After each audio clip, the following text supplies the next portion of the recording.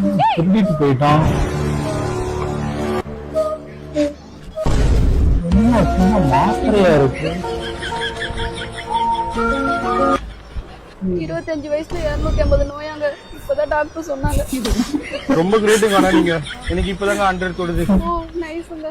ஆமா நைட்ல தேங்காய் சட்னி சாப்பிட்டா நெஞ்சு கரையுது, அதுக்கு ஏதாவது மாத்திரை வச்சிருக்கீங்களா? இருக்குங்க. அட பாவி, திருட வந்தியா? எவ்வளவு? 8 ரூபாய்.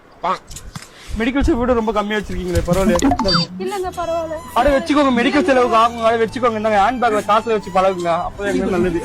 உடம்பு பாத்துக்கோங்க.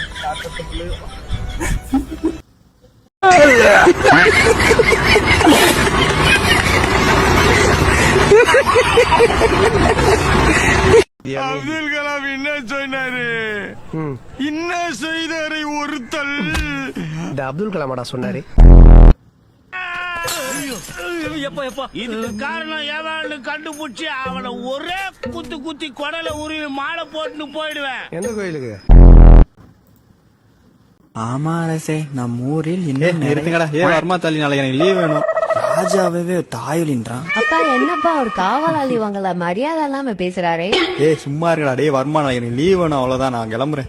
என்ன அபியும் ஷாக்கிங்கா இருக்கா? என்னடா ஒரு காவலாளி இவ்வளவு பெரிய ராஜாவே தாயலி போடா வரான்னு இருக்கானே அப்படின்ட்டு. ஆமாமண்ணா, ஆனா ஏன்? அது ஒண்ணுமில்ல beam.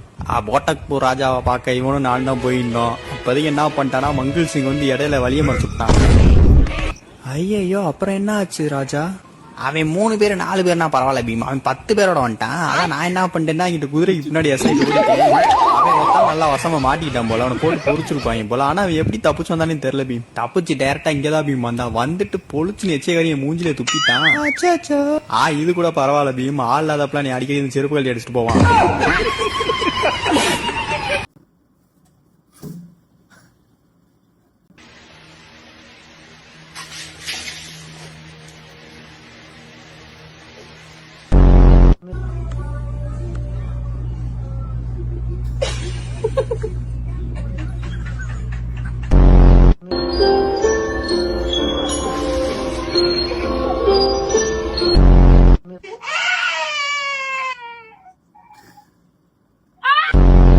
What'd you get, baby? Oh, bravo, mama. Nothing. 1, 2, 3. Hey! That wasn't very nice. That wasn't very nice. When did it to you?